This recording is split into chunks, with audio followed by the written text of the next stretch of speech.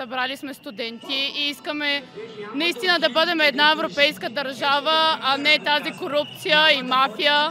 И не сме тук просто за бюджета, а за да може да се свали това правителство и да дойде наистина някой, който ще го е грижа за нас, а не да краде и да го е грижа само себе си да се захлеби. Реших, че когато сме много хора, може да се променят малко нещата. Според мен малко или много ще има ефект това нещо.